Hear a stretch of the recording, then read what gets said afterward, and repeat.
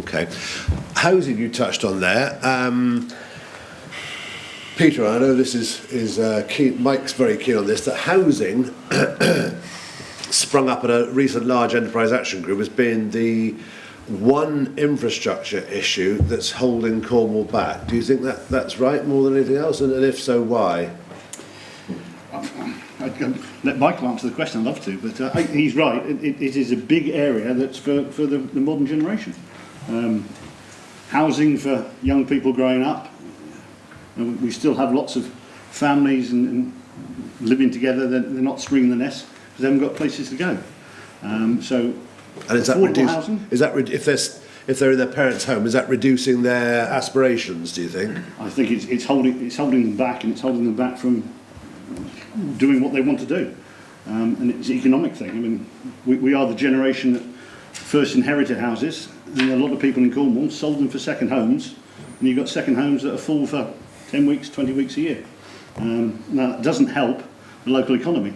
And again, another analogy, but we've seen a big change in our work ethic with a lot of our guys in terms of, when the old washing machine went and you were married and you had 2 kids, washing machine went, you worked a bit more overtime. Now there isn't that driver for it. There's different work ethics, people want more leisure time. And a lot of it forms around communities, and if more communities were thriving and they had actual affordable housing, it's a major move forward. Okay. Chris, your view on Cornwall in the 21st century, infrastructure mean different things to you, or are we talking problems here which...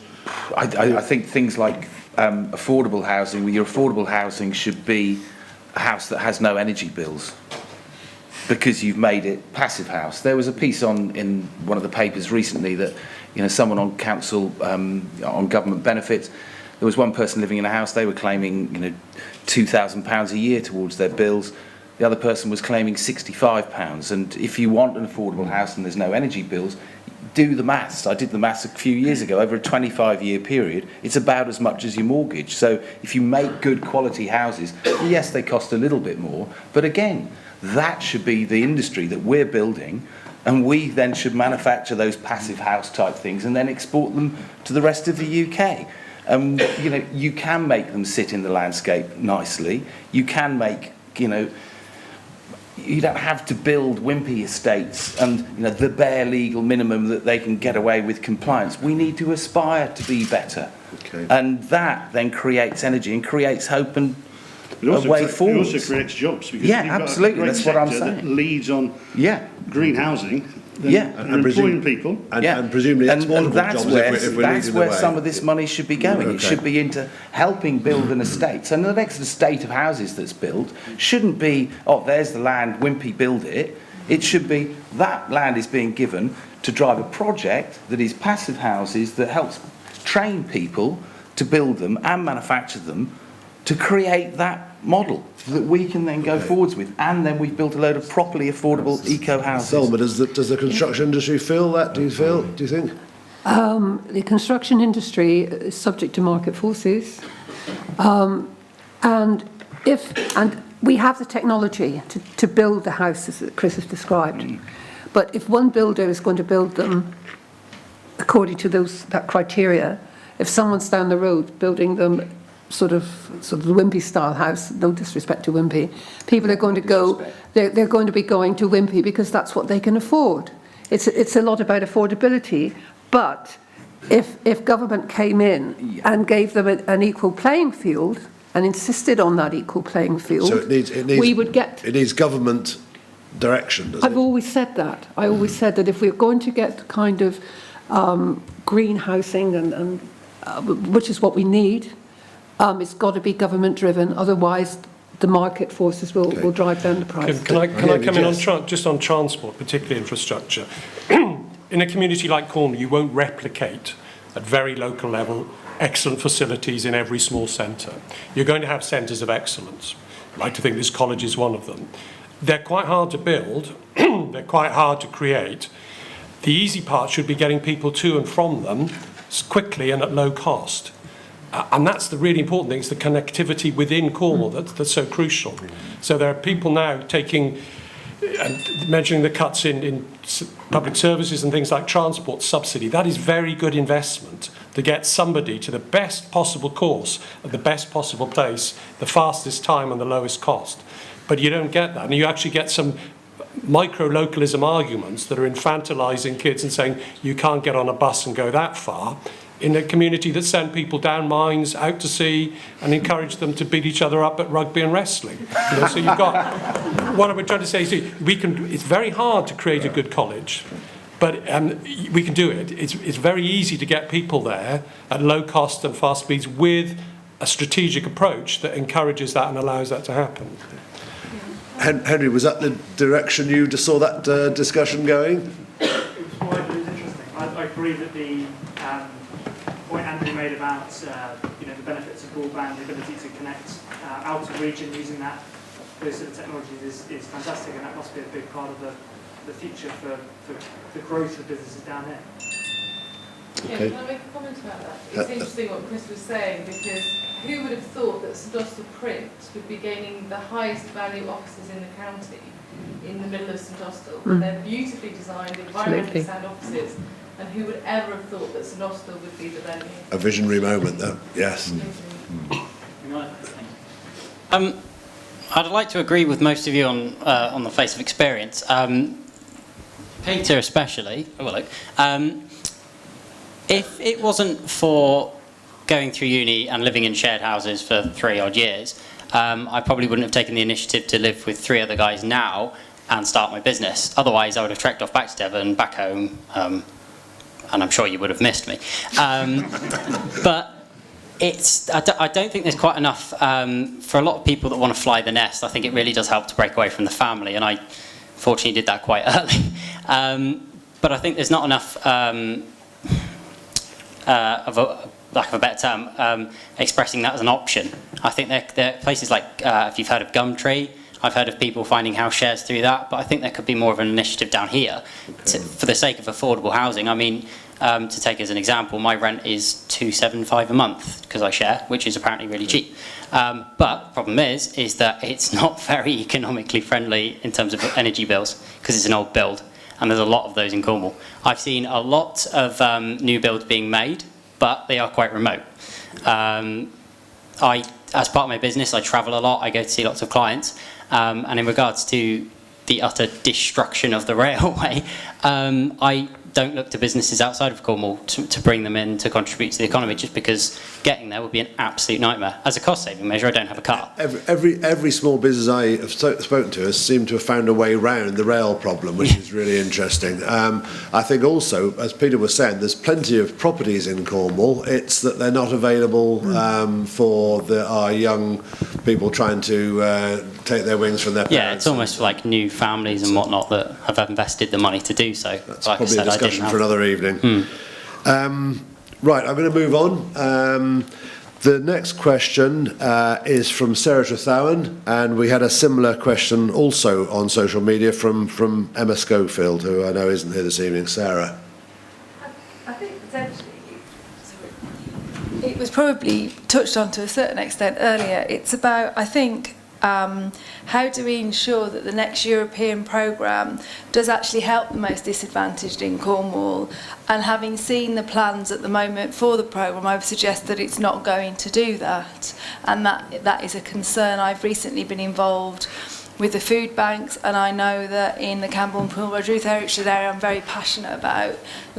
Last January they provided 3,000 meals in January. This January it was 14,000.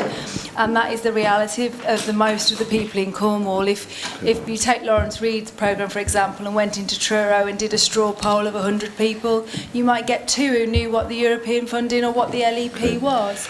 And it's that latter part that I've selected this question because I'd like to throw this out from a particularly disadvantaged point of view. And I think, Oliver, with your background, if you could sort of say what you think on, the nub of this being, has the next European programme got enough in it for the most disadvantaged in Cornwall? And I guess the subsidiary that is that partly because they don't know about it, if the answer is... Well, I think Sarah's put her finger on it, really. I mean, if you travel, lots of you will travel all around Cornwall. First of all, if you look at the kind of physical infrastructure of Cornwall, some places I go to remind me of Romania. They're so depressed. And, there are villages and settlements in Cornwall, I won't mention any, but I've got one in my mind, which really, really look really depressed.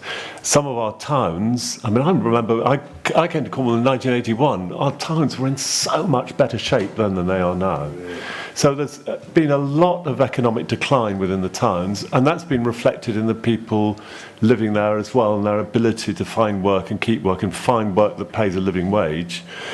Sarah mentioned food banks. We know the situation about food banks, but we've got a lot of the kind of peripheral, I shouldn't call them peripheral, the ancillary activities, which are not working properly. The CABs are underfunded. We don't have a proper network of credit unions.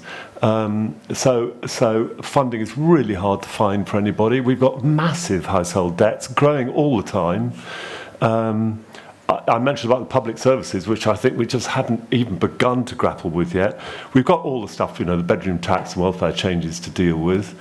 It is a very, very serious issue, and I actually think it's not just that however many million it is, 20-something million from Europe that's going to be focused on this. It's not really that it's whether it's going to succeed or not. It cannot succeed. It's just not enough. It's too constrained by European rules. And I think we just have to. It's what I said earlier about the 196 million.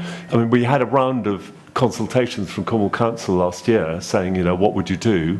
And lots of us came up with lots of suggestions, none of which have been taken on board actually. But we have to think really carefully about how to get Cornwall through the next 10 years. This is sort of the purpose of, I guess, this evening, really. How do we? Why is it not happening? Is it that they come with that the EU funds come with strings attached that don't allow it to trickle down to those people or be handed direct to those people, or is there something else in the system which is blocking it? Thelma? Well, we've spent a great deal of money over the last 2 programmes to help the socially deprived in Cornwall. And if we're still in a position where we need the food banks delivering what they're delivering, something went wrong with that. And I'd hate to think that we would perpetuate that in the next programme. I think we need to go back and rigorously look into what went wrong or what didn't actually deliver in the last 2 programmes.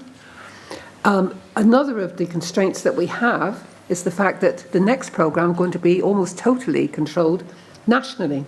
We won't have much local control over how the money is spent, as far as I can see. So I think we do need to look at it very, very carefully. We're only the size of quite a city. We've had a lot of money spent in this county.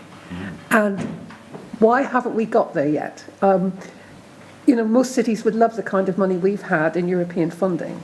So why haven't we achieved it? I think that's the question that needs to be asked. Can I respond to this? Because it's not purely about money. That's the thing. Where at the Community Foundation, we've got a partnership with a national foundation called Fredericks, and we provide low-interest loans to very, very small businesses and self-employed people who've been turned down by the banks. That's not difficult, but these are often social housing tenants. Some of them are ex-offenders. But the key about this that has really struck me, we only started last summer, and our first 6 loans were responsible for the provision of 22 jobs. Those 6 loans were valued at £40,000, so that's £2,000 a job. Now, if that hit rate, if we could replicate that in other places, it means we don't need hundreds and hundreds of millions, actually. We do need millions, but it would be low millions. So it's a question of how we focus it to make a difference. Absolutely. Interesting, isn't it? Well, that's this is David. Do you have a view on that? No, just there's an old. It's too simplistic, I know, but there was an old Christian Aid slogan about giving a man a fish, you feed him for a day, and teaching a man to fish, you can feed him for life. And it's the best lever you've got on poverty, on social mobility, is actually to skill people up and train them. And if there's a short-term dependency culture through European funding, fine, we'll take it, we'll make the most of it, but it's not to set up a longer-term dependency culture. So training, giving people the skills, giving people the knowledge they mean, even if it involves them then leaving Cornwall, because in the short term the work they want isn't there, then that's where the investment has to go, I feel.